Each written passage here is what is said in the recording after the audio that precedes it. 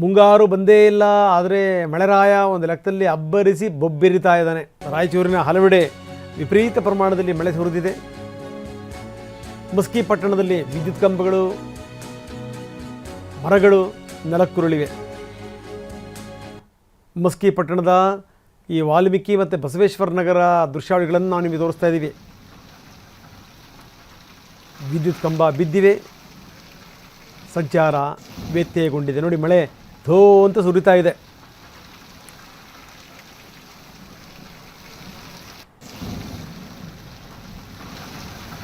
ನೋಡಿ, ಶೆಡ್ಡಲ್ಲಿರುವಂಥ ಸ್ಥಿತಿ. ಮನೆ ಬಿದ್ದು ಹೋಗಿದೆ. ಜನ ನೋಡಿ ಶೀಟ್ ಹಾಕ್ಕೊಂಡು ಶೆಡ್ಡಲ್ಲಿ ಬದುಕ್ತಾ ಇದ್ದಾರೆ.